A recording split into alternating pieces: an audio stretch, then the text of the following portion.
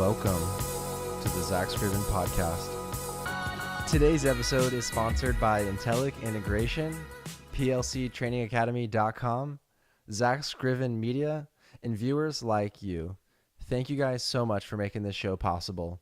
And in today's show, we have a very special guest, someone I've recently met. He's works for a number 3 electrical distribution company in the U.S. He focuses in the industrial automation space, industrial automation sales, and he's been a friend, and we've kind of connected. And he reached out to me to be on the podcast, and I was super thankful that he did so because we had a great time talking. So let's check out the show.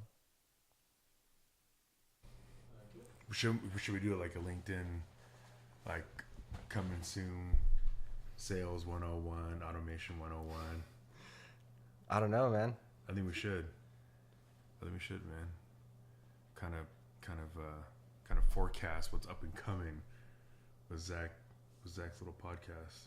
Yeah, I don't really know which direction I'm taking with it because like I got a lot of other opportunities, like Sunday I'm going to Portland for like a LinkedIn creator meetup and a startup kind of concubine. So doing that, and then I want to go to like different automation conferences like Tech Ed in San Diego. There's Automation World next week in Chicago, but I don't think I'm going to be able to make that. So I don't know. We'll see. I got a lot of different things going on, and I really like that you reached out to me to be on the podcast, and you kind of have that spark of desire in it. So I'm super stoked that you're here on the podcast. Thanks, man. I appreciate that. Yeah, it's one of those things that when I was watching you and the interactions that we had at your former employer, and we were discussing, what kind of the future of what you wanted to do. I think that's what needs to happen. Just a couple of things that you mentioned right now. Those are the kind of programs that sales reps need to be more privy to. We can't just show up to a location and expect for our customers to just want to buy a product from us. We need to interact with them. We need to have a better understanding of where they're coming from because you speak a lingo that I don't, vice versa. Mm-hmm. So that's pretty much what this is going to be about, is for us to kind of glean from one another what are the best ways to progress, right? So, so yeah. So why don't we give the audience, the viewer, the listener, a little background about yourself, Mr. Derek Ogura. Oh gosh. Okay. So how far back do we want to go? As far back as you want. Oh man. So I guess we'll start off in tidbits. So the beginning part is I've always been interested in like structure, architecture and whatnot. And even as a little boy, I was fascinated with Legos. I was fascinated with erector sets. And one of the things that my parents really pushed me on was to kind of pursue that. But one of the biggest things that I was thinking about after our discussion last night was I listened to someone when I should not have. And one of the things they mentioned to me was, if you're good at math, architecture is the way to go. If you're not, maybe you shouldn't do it. And as like an 8-9-year-old, it shouldn't have resonated with me, and it did. Yeah. Do I regret not going to school and getting an architectural degree? No, but that wasn't my gift, right? So because you weren't good at math. Because I wasn't good at math, right? Mm. Or the better way to put it is I didn't apply myself to want to learn math better. So one of the things that I've come to realize is that as much as intriguing as the tech world is, that doesn't necessarily mean that all of us need to jump in and become programmers. Right. Some of us need to represent the programmers. Some of us need to represent the individuals behind the ones that need the programming, marketing, stuff like that. So, and sales. So for me, I was introduced to the industrial world in 2014 when my current employer had hired me on in a call center and given me the task of calling 500 different accounts, and I happened to be assigned the industrial. Prophetic, I don't know, but I don't know how you want to look at it. So anyway, I was tasked with of calling on accounts that were either had purchased before or had large purchases, but mostly they wanted nothing to do with our company. So it was to me to bridge that gap, get the dialogue going, get us back into the picture. But through that, I was introduced to SCADA. I was introduced to Modicon. I was introduced to Schneider Electric. I was introduced to PLC. And when I mean introduced, the words, I've never heard those words. I've never heard those in a sentence, right?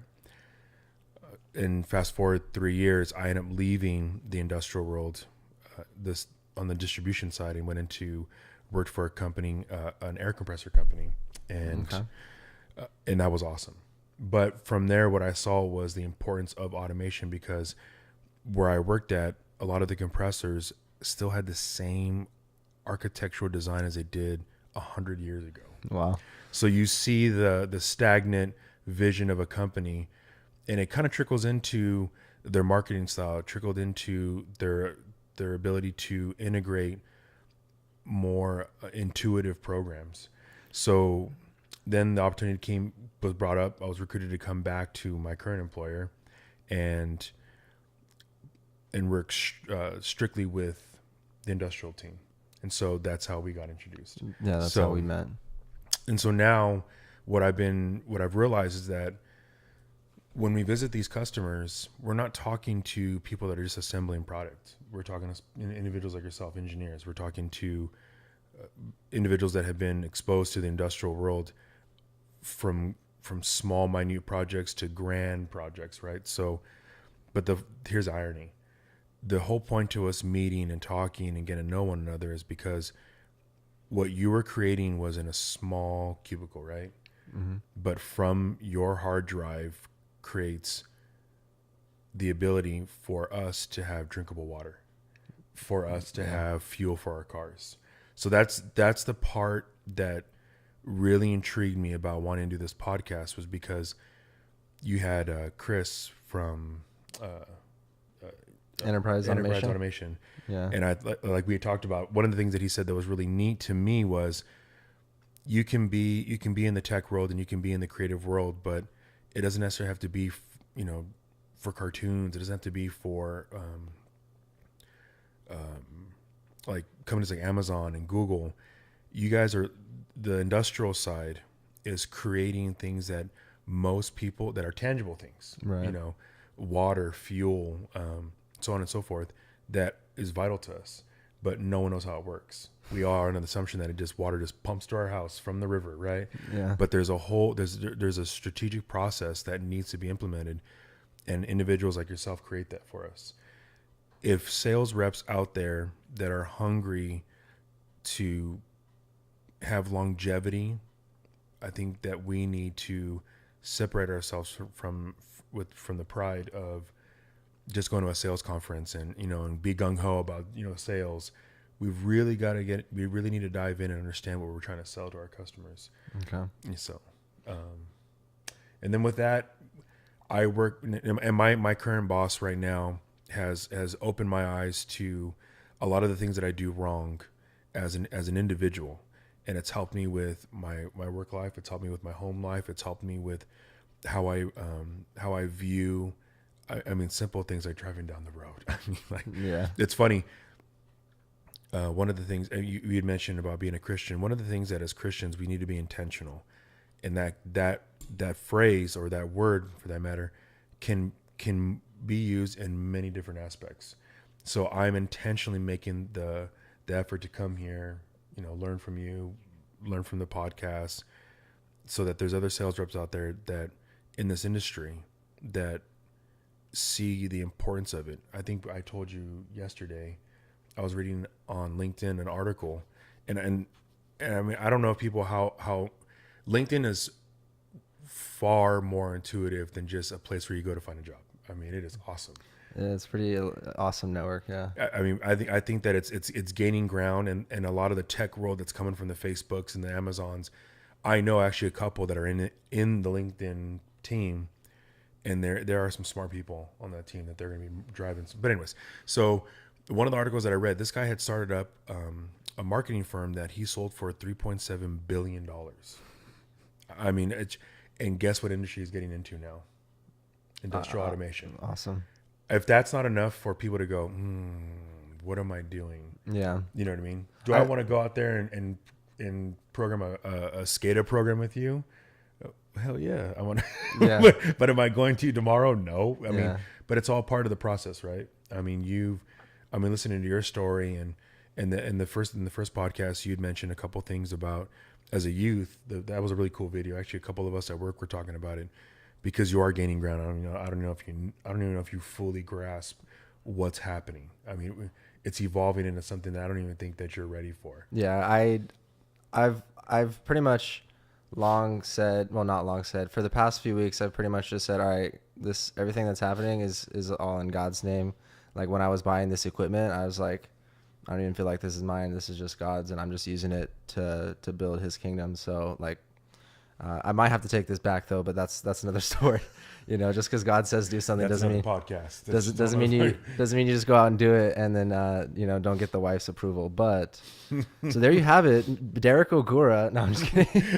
That's his story. So you mentioned. That was a solid 3 minutes. I think they were.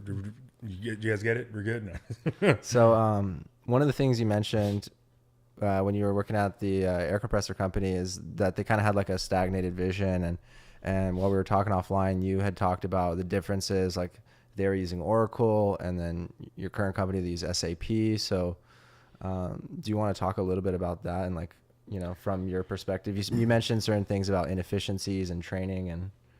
Yeah, so I think a good example actually that I was talking about with another. Are we gonna drop his name in the podcast? By the way, Whatever. Yeah. What's your name again, man? Albert. Albert. Albert's our tech. I'm sorry, Albert. Thank you, Albert. Sorry, brother. Sorry. So anyway, we had discussed that you had dropped out of college, and drop out such a derogatory way of saying, you know what, I saw better vision than just doing a classes. Yeah. You know what I mean? I don't think it's bad. No, not at all. I don't think it's bad at all. Actually, we were talking about the best visionaries in the world didn't finish school. Hence Bill Gates. But anyways, that's a whole nother podcast. But so the difference between Oracle and SAP, two very rich environments. It was funny. It's a small quick story. One of the things that I've noticed about a lot of old, very established, and we're talking about, I worked for a compressor company that was worth several $1 billion. So they're not they're a player. They're an international player. We wanted to give our sales reps just the access to look up tracking for their purchases. And we were told that we weren't allowed that we didn't have the ability to do that. I go, Oracle runs government agencies. We can give that access. But here's the problem. Yeah. When you're not allowing your team to have vision, and here was the vision. Let's get these sales reps this tracking information because that's one more aspect of customer service that they could do better on their by themselves. Here's the other thing: they didn't ask. It was going down the line. Who can ask? So they just assumed that it wasn't going to be possible because probably they had asked similar things in the past and then just got shot down. So then it's like, all right, if you never answer, like I've read this analogy, like if a boss never answers any employee's opinions, pretty soon they won't have any. That kind of brings up a good point. So this summit that I'm going to in Portland this weekend is put on by this company, and then one of the speakers there is a person on LinkedIn that I follow. Her company is a startup that is helping B2B businesses excel in sales, marketing, and customer service, customer experience, because they are, basically all of those are kind of becoming one,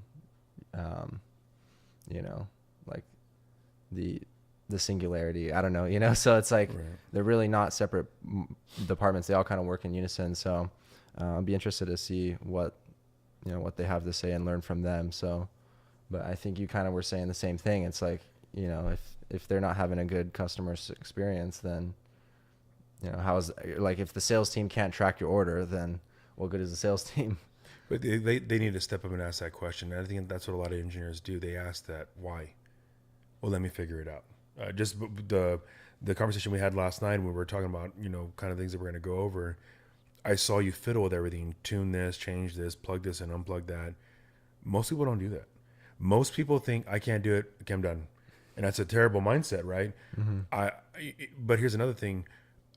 Our current system, SAP, that we use, luckily I work for a company that's all about the tech world. Here's the problem. when you hire individuals that are not hungry to want to grow, they see the box, right? They just see what's in front of them. What I see, something like with this podcast will open up the eyes of a lot of people that will understand, that will want to understand and better understand the industrial world, because they will be able to approach their customers and be able to have a candid conversation about how to be a solution, not just pushing a product. And I think it's one of the biggest things that I notice. There's a lot of very intelligent people that I work with, very intelligent.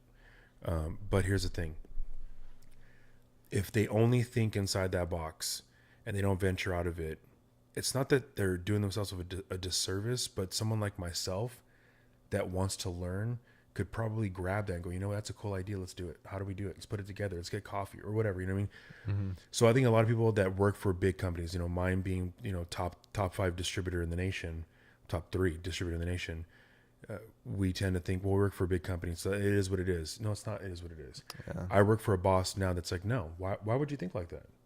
That's awesome. You know, I have a boss that hasn't challenged me to listen to podcasts, not listen to music when I'm driving. I have a boss that's encouraged me to read books and buy the business journal and do things like that. Why? Because he's not creating a salesman in me. He's creating a businessman. This interaction we have right now, this is, yeah, you're my buddy and we have a good time talking and whatnot, but yeah, but we're gonna learn a lot about each other. Yeah. We're gonna be able to use what we talked about and what we're gonna future talk about, or in the future, sorry, and utilize that. Right? You're doing things like, you know, this little trip to Portland. So little things like that, man. You're gonna bring a little bit of Portland to the Inland Empire. The Inland Empire, it's funny, but the Inland Empire and LA County is $1 billion industry. Yeah. I just heard today on a podcast I listened to, California once again has been stated as the top 5 largest economies in the world. Isn't that crazy? California. Yeah. I mean, yes, the tech, where the Silicon Valley is a huge part of that, but when you think about it, we have companies like California Steel, you know, which was an entire city at one time, but now it's still enormous. You know, there's still tons of industry, food processing, you know, Conagra Foods. There's tons and tons of work and possibility, but people tend to think, well, this distributor is already there, or no, I don't want to offend that person. It's not about offending that person. It's about learning, how can I be a better asset to that company, as opposed to just saying, you know what, we rep this product line. Oh, we can't do it because they only use this product line. No, that's baloney. Go in there and sell them that product line. You know what I mean? Like, and having that courage. But I mean, when I talk to an engineer and you're like, you know, one of the things we're talking about was, how come you're not moving more Modicon? You're like, well, we're not doing it. Well, let's get it spec'd in. What do we got to do? Yeah. And then you ask me like, all right, well, yeah, bring Schneider in here. Let's do some training. And I go, all right, you know, so that's the kind of conversation we need to be having, right? Yeah. But a lot of sales reps will avoid a company. Oh no, they're an Allen Bradley house, or oh no, they're a Westinghouse. You know, no, go in there and be a sales rep and know your customer. Get to know your customer. Get to be the donut guy, you know. So yeah. So I have one question, and then we'll cut for a quick commercial break. But my question is, so you know, I know you've been taking a lot of interest in what it is I'm doing. You know, you reached out to me to be on the podcast. So what is it that maybe you want to learn from me, or what is it that you're going to take from this and then execute upon? What do you see that vision? Well, I definitely want to learn the programming side.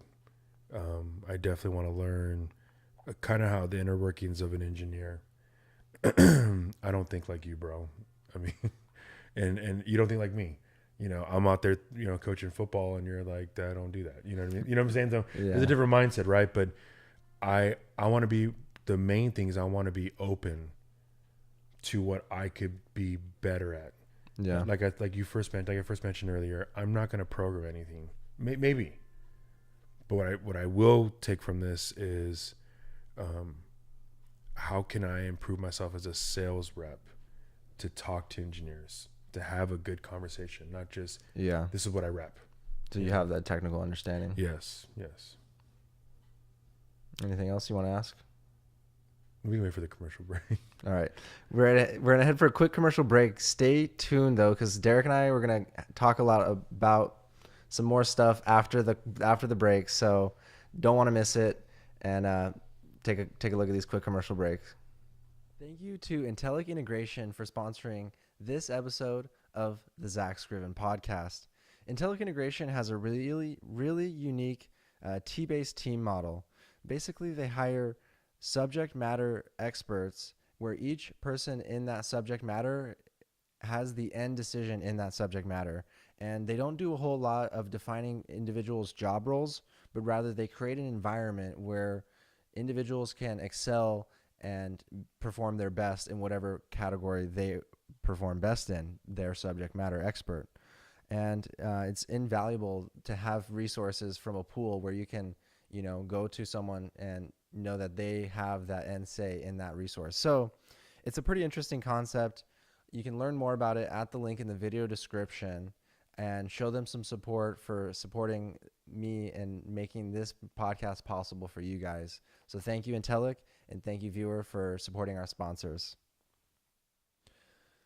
Thank you to plctrainingacademy.com for sponsoring this episode of the Zack Scriven podcast.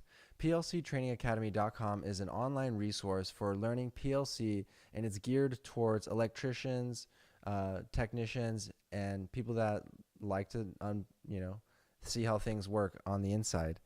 He has a really cool course. There's a free course and an advanced course that is a super low affordable price point.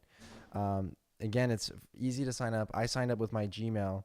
It's very easy to sign up, and the Intro to PLC Programming course is free, so you basically have nothing to lose to try it out.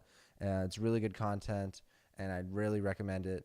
And it'd be awesome because they're supporting the Zack Scriven podcast, so why aren't you signed up already? So thank you again for supporting the show.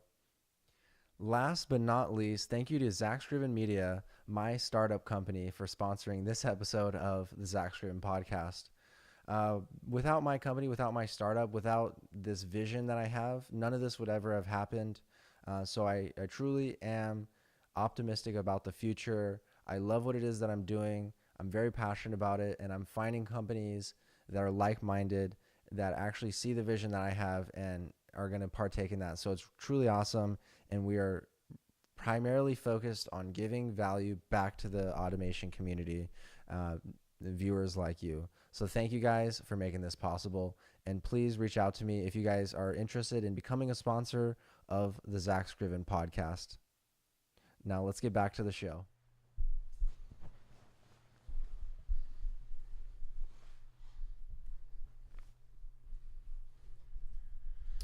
I was gonna wear a polo, but I was like, that's really way formal.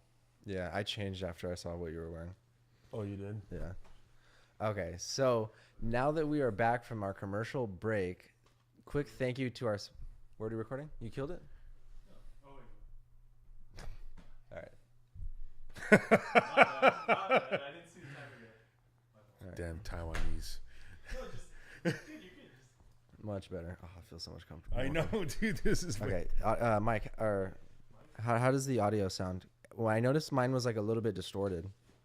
I turned the gain down just a little bit. How does that sound? As long as it's not clipping. Oh, we just talk normally? Okay, this is talking normal. Is that good? Yeah. Okay. Hold on.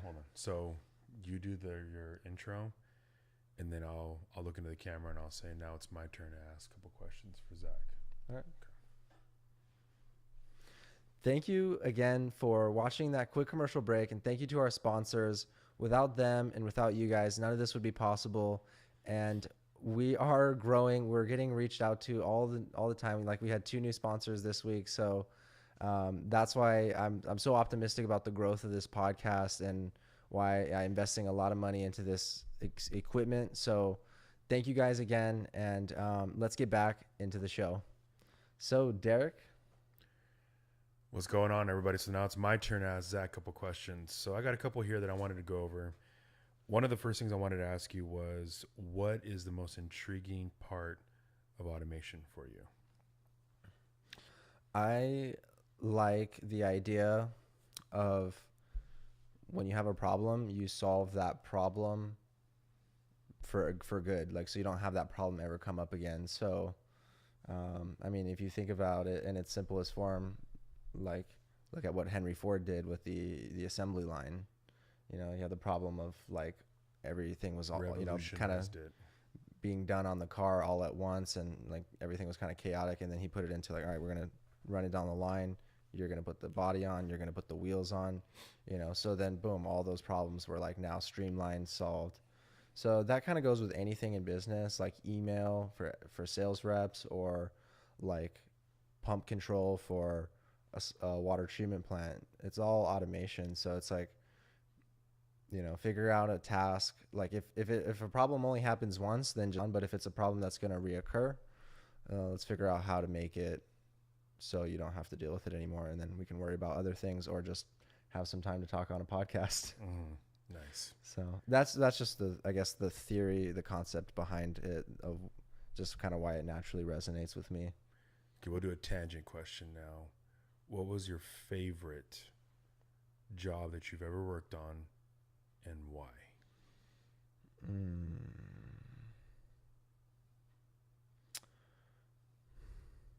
I did an automated loadout project for a mineral company up in Lucerne Valley.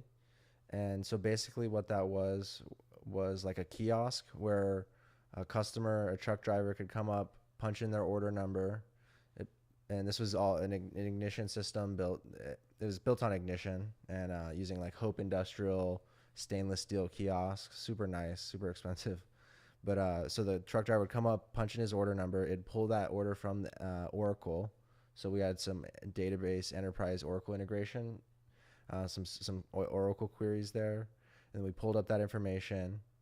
Then we basically gave him permissive to load his truck. He'd lower the spout manually with like a joystick, and then he'd press start on our screen. It would start loading, and as soon as it got up to whatever threshold he wanted, whether he wanted like a full load of 80,000 pounds for his truck, or he wanted to split that into like, you know, sometimes they have two trucks, and so they'll do half in the first truck and half in the second one.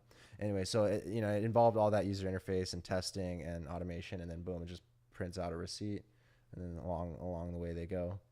Whereas before they'd have to like radio their plant operator. The plant operator's managing like 7 loadout stations, so it could cause delay.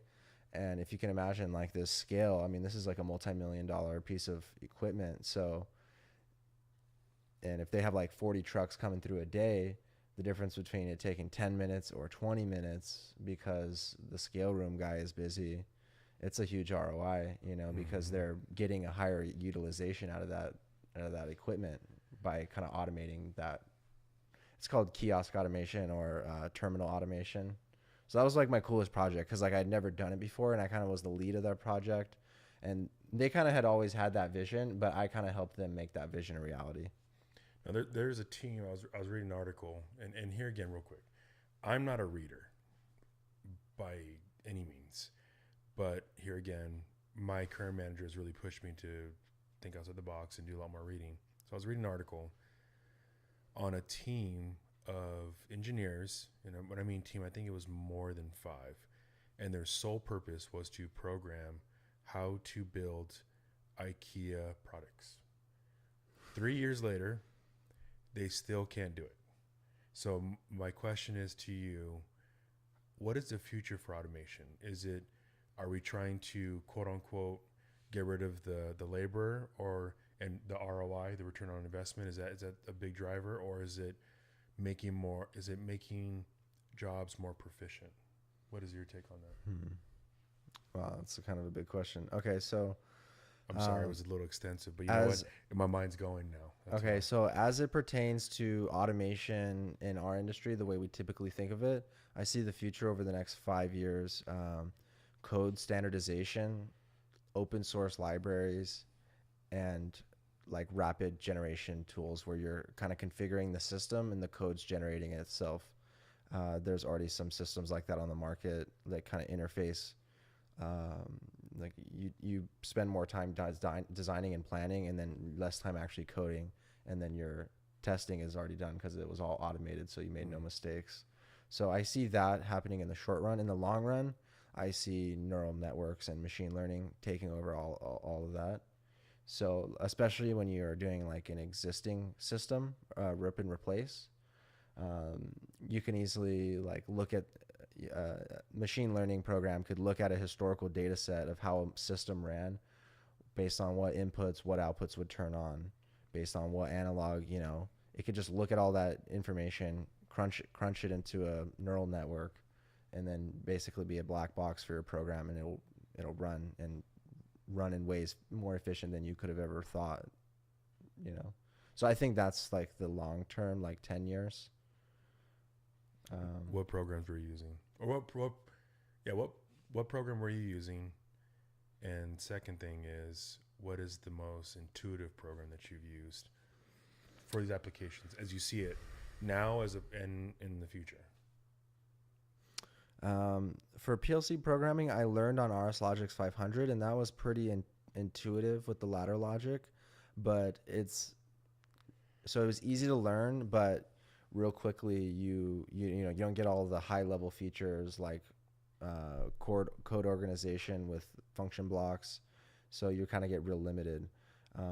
So then from there, Studio 5000 is pretty intuitive, simple, easy to learn. It's a good program to program the Allen Bradley PLCs. Also, Unity is a really great IEC 1131 programming language. That one's really good for your Modicon, your Schneider Electric, M340, M580s. So that's a pretty good software. TIA The very Portal best is software, right? Let's just say it out there. TIA Portal is also a great software, but it's a little confusing to me. I can get it to do what I need it to, but sometimes I'm gonna have to like look up what checkbox I need to do to make that work first. The other big differences are from the hardware perspective are in your addressing. I really like logical tag name addressing, and I really despise Modbus addressing because of like how many different ways you can slice a Modbus address, and every vendor has their own way of coding that in, and there's 0 base and 1 base, and there's 40,000 and 400, 4,001, and so it's just like it's not concrete. Whereas like in Allen Bradley, it's like pump one dot running. That's the tag. Okay. So you don't like that proprietary? I don't like that abstraction layer. I like it more logical. Okay. And then Siemens, you have your data blocks, and then you have optimized blocks and unoptimized blocks, and that kind of changes the way that it structures the data within the bits, like down to the bit level. I could see why like back in the day that was super necessary, but in today, like I like to take all those things kind of for granted. I don't necessarily want to think about, I mean, sometimes, you need to know like, all right, if you have an integer, you have 16 bits, you can stuff 16 bits inside of an integer, but why not just use a Boolean data type? Or, you get what I'm saying? Or like there's a term called little Indian or big Indian. Have you heard of that? No. Okay. So it has to do with, you know what? I probably have, but you have spit out so much engineer jargon right now. Break it down for me. okay. So like, It's okay to be humble and ask questions, by the way. It's okay. it's like basically to do with the byte order. So you know what a byte is, right? No. Okay. All right. Hence the podcast, Zach. Okay. So now we're going to go to digital electronics 101. 1 on, 0 off, 1 on. Okay. 101. Okay. All right. So you got your bits. That's a 0 or 1. A byte is 8 bits. Okay. So that can store a number from 0 to 256, 2 to the power of 8, based on the order that they're turned in. Okay. So you start stacking more bytes together. Now you can start holding bigger and bigger numbers. 16-bit integer is like 32,766 or 67. Did you just do that math in your head right now? No, that's just a common thing. Okay. If Common? okay, no, yeah, okay, no. 16-bit would be minus 32,767 to plus 32,767. If so, you're using 1 bit for positive or minus, and then 15 bits for value. If you just did a 16-bit, they call that like where it's not positive or negative. I think it's a word. I kind of get some of them kind of confused a little bit, but like there's an integer, word, D word would be double word. But yeah, so you get it confused. no, if you're not using that 16th bit for positive or negative, then you can use all 16 bits for data, and then a 16-bit integer can go from 0 to 64,000. Oh, I see. Okay. So if all of them are 1, then it's 60. It's the highest the number can be. If all of them are 0, then it's 0. Okay. So that makes sense. within the PLC data block itself, sometimes it's like bits 1 through 8 and bits 9 through 16 are like this, and sometimes it's like this. Okay. So like if you just take that bit data and move it over somewhere else to someone that is not having that byte order, then it like the number will get changed. Okay. Those are all things I really don't want to like have to care about when I'm doing PLC programming. I just want to do the job at hand, which is like, maybe something like when this pump, when this tank gets high, turn on this pump, except when that tank is high or something, like code that logic in. Like I don't want to worry about, oh shoot, when I'm bringing over the tank level, like I have to swap the byte order around. Mm-hmm. No, like unfortunately for the longest time, like, through the advent of the Modicon, the 70s, 80s, 90s, like that was the only way you could do it. There was no smarts about it. But now I think, we can really take a lot of those things for granted. Like in Python, it's a very high level programming language compared to like C or like machine language, very low level. Like you're having to put in like archaic commands and syntax, and it's like it's not very readable. Whereas Python, you can literally say like for each thing in a list, print out that thing, like just like that, and it'll just print them all out. So yeah, whereas in C it's like all this syntactical plus minus comma colon parenthesis. Does that make sense? Yes. Okay. So, but that's where we start, right? So that's where it started. Like Bill Gates when he's building the PLC or the PC and stuff. Like you got to start at that level. But now that we've grown in technology, we can stand on the shoulders of our previous technology. There's actually a really good Wonderware book about this that was talking about like the integrated circuit. That is a good read. I want to find it.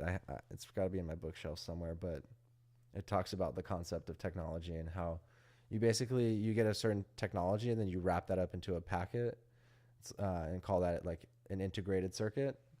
Whereas before you had like maybe a big circuit board and all that like had all these different things and vacuum tubes and transistors, and it was this big to do it. Well, then the technology got to be they could take that big circuit board and put it into an integrated circuit that's a chip this big and just plop it on your phone or whatever. So that that concept continually penetrates all technology, whether it's code, hardware, software, probably even like human interaction. I don't know, I think it's just a natural concept. Real quick answer on this one. That Wonderware book. I forgot what the question was. I know, right? You compassed quite a bit. That Wonderware book, can someone like myself that's not an engineer read it and understand it? Yeah. Do you think it'd be it's more so about the story of how Wonderware like the company formed. Okay. My next question is what hardware Well, we never got to software. We talked about hardware that I like, and then we didn't get to the software. Don't ever cut me off on a question ever again. Okay. All right. This is my section now. Okay. No, my bad. I know you said I do that. I gotta work on that. No. I'm totally joking. No, you covered the software side.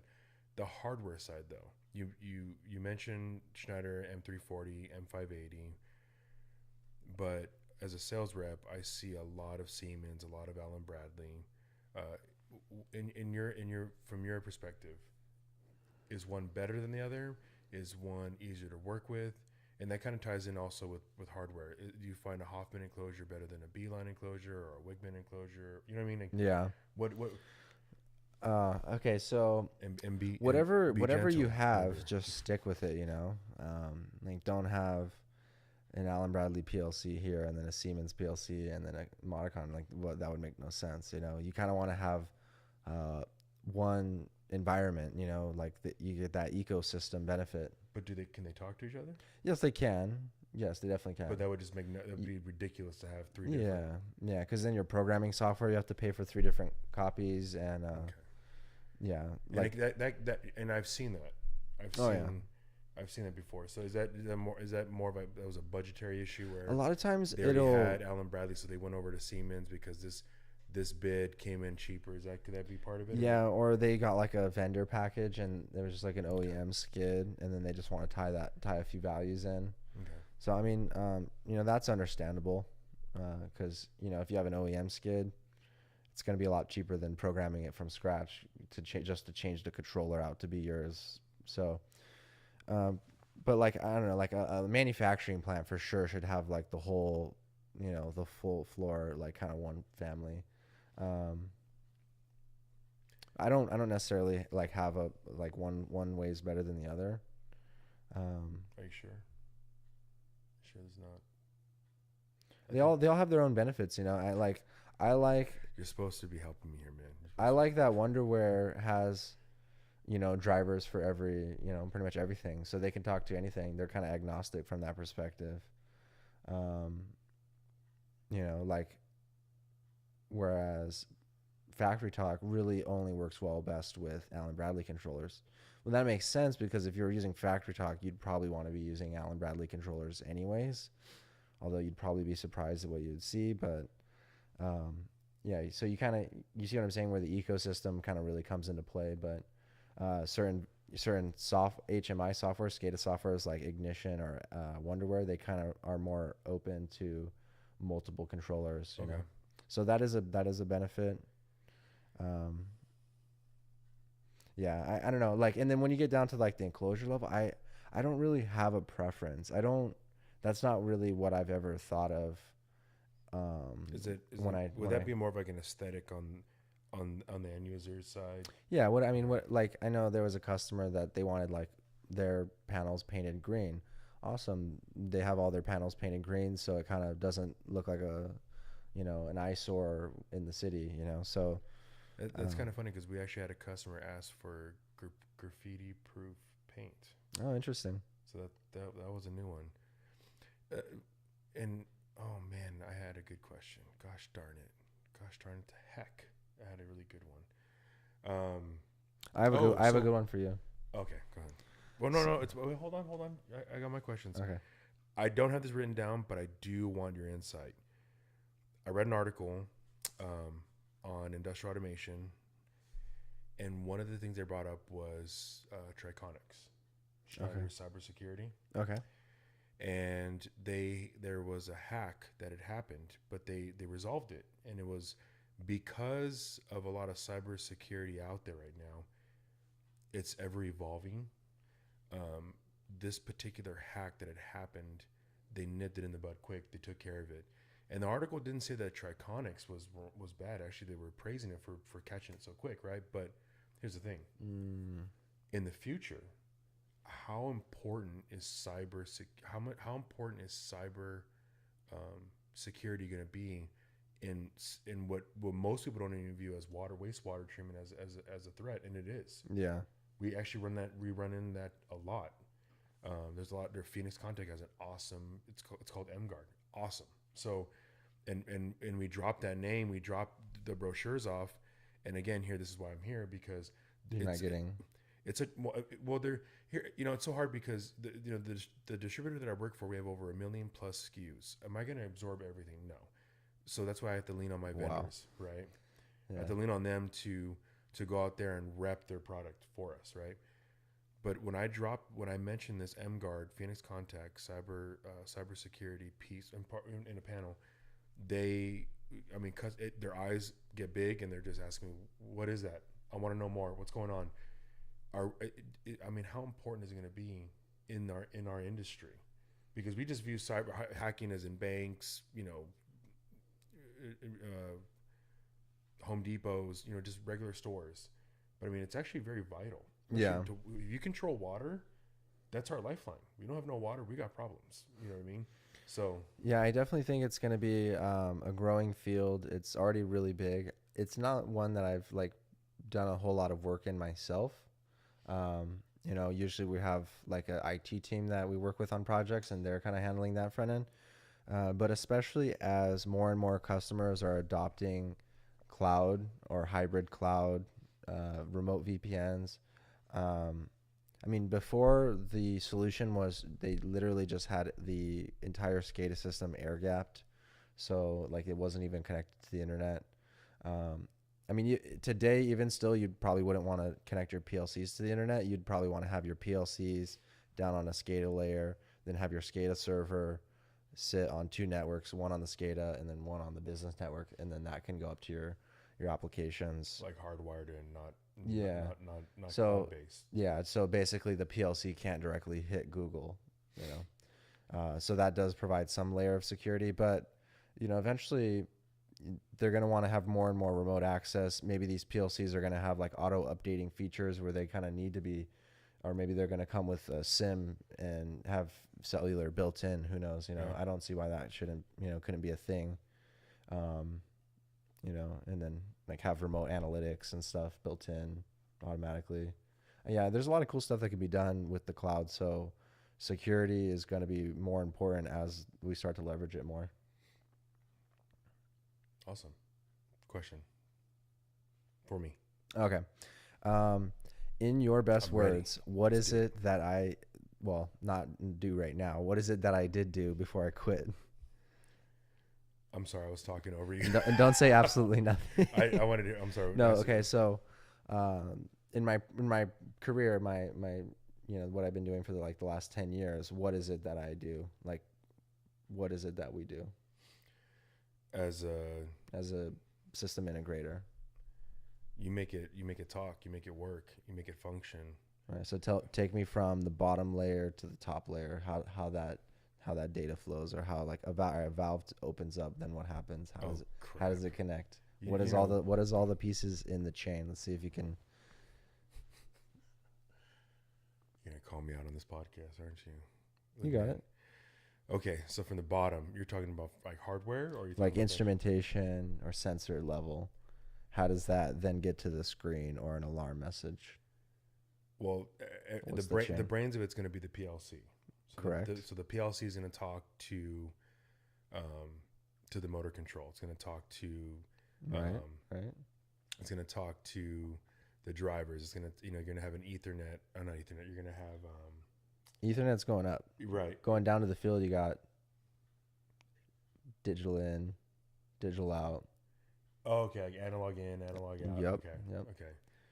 Which is all part of the PLC. Yeah. So that's talking to your, field sensors that are hardwired. And what you said with the motor control, that could be over Ethernet. So Oh, I didn't know that. yeah, so you can have multiple mediums of communicating to I/O, Okay. but at the end of the day, it's all I/O. But now you got that I/O and it's in the PLC, and then what happens? Oh, can we cuss on this podcast? Or are we allowed to do that? We were giving glory to God earlier, and now I want to cuss. Oh gosh. So I'm trying to, and am I wrong to look at a panel and start to like see how the inner workings are? That will kind of give me the basis of how it talks.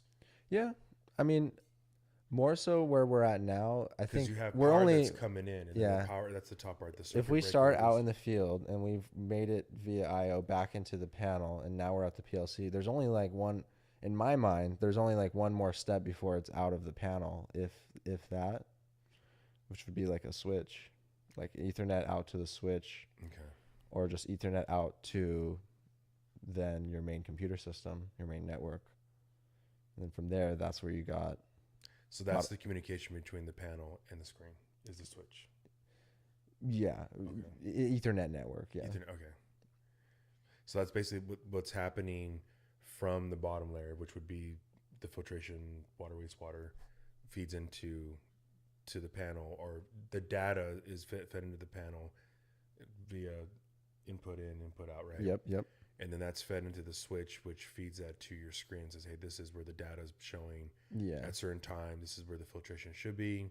We're too much chlorination, not enough, so on and so forth, right? So Yep. Pretty much it. that wasn't that bad. Yeah. I think, and that's another reason why I'm here. Those are the kind of questions that I need to know. You Yeah. know, that's one of those. So just to reiterate, we got field wiring and field I/O, field bus or hardwired. That all comes into the PLC, which runs logics, analyzes inputs, runs logic, executes outputs, and then that data is made available on that network. That Ethernet network can go through a switch to a main computer system where your SCADA software, your I/O drivers, and your visualization, all that will run and communicate to the PLC to pull that data out. And typically, it's actually done. The PLC, computer system requests the data from the PLC. It's called like polling. I don't know if you like run into people that have radio networks, they may say like, "Oh, our polling is really slow." It's because the server's going out requesting that data from the PLC and then sending it back. One of the interesting things that's happening is things are changing from the servers requesting the data from the PLC and then bringing it back to the PLCs just sending the data up to the server when it's available, when it changes. Something like that is called like MQTT is a protocol, and that's becoming really popular. Like if you've heard of IoT, Internet of Things, IIoT, those words were pretty buzzwordy like last year, but now they're actually starting to be implemented in systems. Last year, that's how far behind I think. Well, I mean, we're not that far into this year, I guess, but no. So yeah, that's just kind of a different paradigm. I mean, it kind of makes sense, you know, because eventually the IoT connected devices, smart devices, are going to outnumber computers and cell phones. Because you may have one laptop and one cell phone, but you may have a Bluetooth earpiece, a smartwatch, a smart thermostat, a smart camera, Wi-Fi system. So, you know, the network bandwidth, you know, eventually starts to become like too much, where the server can't go out and request everything because new devices are coming online all the time, right? So the device itself has to initiate that communication. Like it maybe knows where the server is to go look, and then boom, sends that data, and then, you know, maybe it's like a smart thermostat, and then it's sending data to, you know, temperature data to a global collection, and you have like heat maps or something, you know, like different applications like that, and they're starting to use that technology. So that's pretty cool. That's seeing that come into the industrial space. I mean, you asked a question right now that I think I already know the answer to, but I'm going to ask it anyways. What in a sales rep? I'm sorry, let me rephrase that. When a new sales rep comes to your desk, what are the things that you're looking for as a value for you? Is it the way they talk, the way they dress, the questions they ask, the product line they have? I mean, Mm-hmm. and you don't have to hit all of those. But, Yeah. You know. I think my answer is going to be pretty expected, like pretty self-explanatory. I mean, no one wants a salesman, you know. If you're going to want to buy from someone, you want to buy from someone who actually like cares about you as a person, or is providing, you know, value and like help teach you, or like helping understand your project and what your needs are, and not just someone that's just trying to like, you know, sell, you know. I mean, not that there's anything wrong with those people. It's just for me personally, and I think for a lot of people, it's not as effective, you know. So like come from the heart of a teacher and not of the heart of a salesman. That's really what I'm looking for. And then also, yeah, like that personal connection, you know, we all want to do business with people that are enjoyable to work with. So, you know, if they're nice, then that helps out. Like when you're bringing those donuts and you kind of made it, you went out of your way to talk to me, and then I kind of started talking to you, open up. Then we started talking about, you know, things we got in common, like our belief in God and our background and our different stories. And, you know, we actually had a lot of common. So now it's like, all right, now I know you got my back. Now I'm going to trust you to help me deliver a project, you know? And I'm not just looking at you as like a means to an end, like you're a partner. A means to an end. You know? Or like who can get me the cheapest price? Like I'll pay more to get a quality service, you know? You know, that's a very good question. Oh, here's a good thing. Didn't mean to cut you off. You did it anyways. It's okay. That's what engineers do. No, just kidding. If I order something and you preemptively know, like, all right, hey, this isn't going to work. You're also going to need this additional part number. Now, not knowing that's not going to happen all the time, but you know, after you do, like, let's, for example, well, maybe this is okay. Let me use a Modicon example.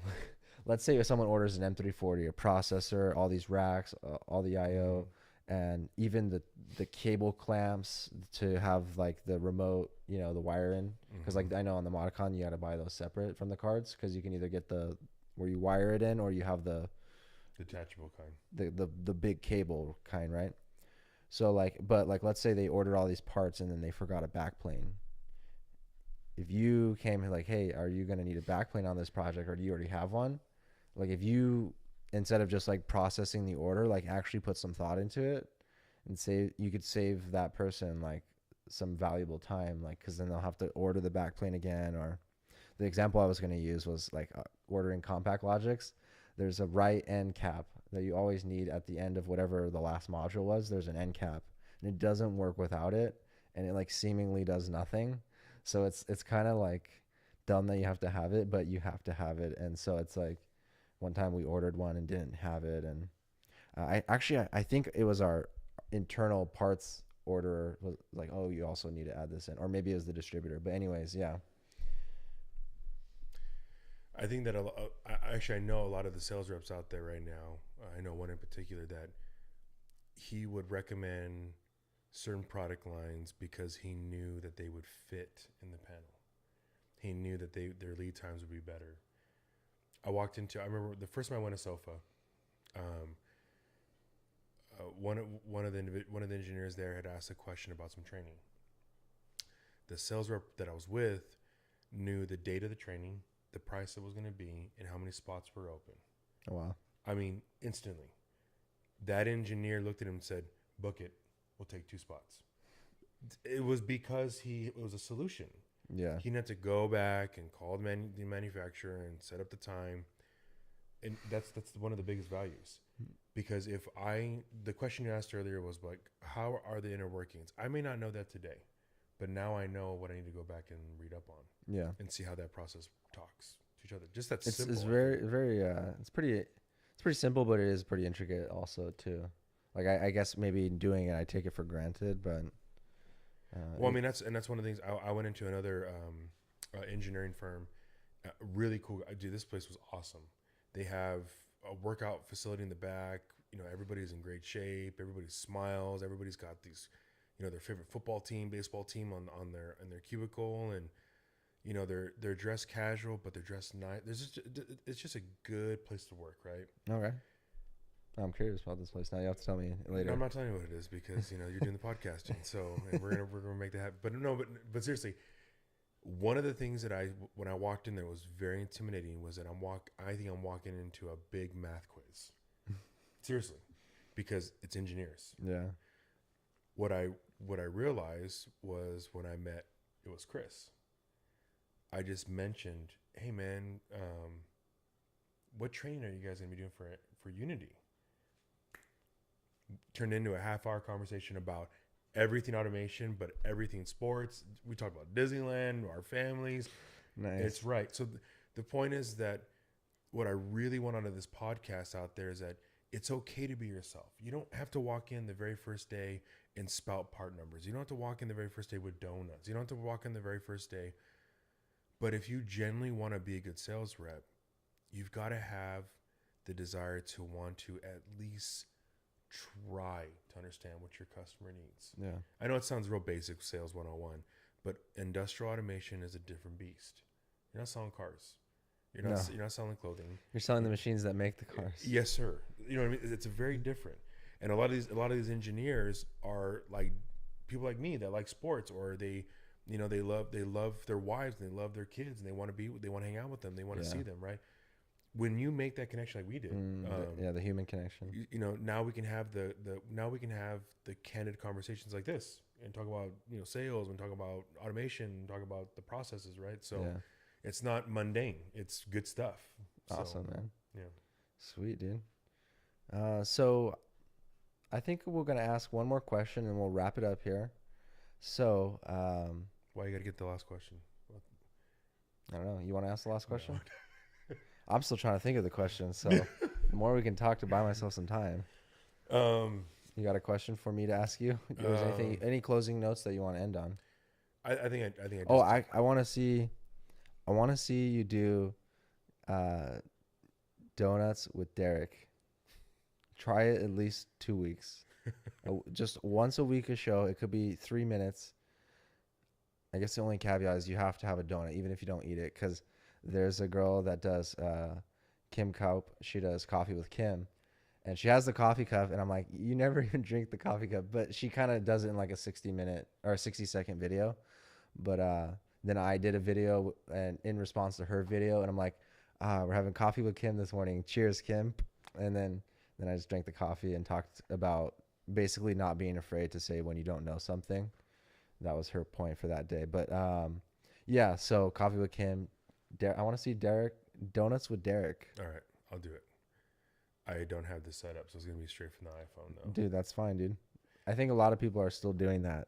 So. I got a question for the viewers though. Okay, let's hear a question for the viewers. My question to you is this. There's actually 2 questions. Did you find it valuable? 2, would you want to make this a weekly, monthly kind of dialogue between me and Zach? Because what you're learning here right now is invaluable. You've got automation coverage, you've got sale coverage. So from me to you, what would you guys like? What are some questions that you think that weren't touched on that could be valuable to you? What are some insights that you think that I could use or that Zach could use? Because even though he's podcasting, you're still going to be programming and whatnot. Yeah, I don't think I'll ever give up development. I'm going to do some development live streams, and then when I'm developing like technical training videos, like I want to come up with like a cool like concept, and then do a proof of concept, do that in a video, and show that to someone. He's gonna need someone to represent him too. That's right, dude. All right, how about this? That's a great question, by the way, and I hope the viewers answer that in the comments. But do you have anyone that you would recommend to be on the podcast, or any viewers out there that want to be on the podcast? Reach out to me and let me know. But there's one individual I think that would be very valuable to you, and it's my manager. Okay. I have to talk to him first and make sure I can drop his name. We'll just call him the El Capitan right now. But, okay. But I think that El one of the Capitan, reasons why I'm coming for you. He's coming. But I want to learn from you guys. I am no know-it-all. Like I said, I'm not afraid to say when I don't know something. I know that I have stuff to learn from you. I have stuff to learn from any of you out there. Everyone has their own talents and story, So the more we can share, yes, the faster we can learn together and grow together. So I think that's going to be our closing note for today. Thank you for being on the Zack Scriven podcast, Derek. My man, you are very welcome. Thank you for having me, man. Appreciate it. And that's going to do it for today on the Zack Scriven podcast. Thank you guys so much for tuning in. And we'll see you guys in another episode of the Zack Scriven podcast. Yes, sir.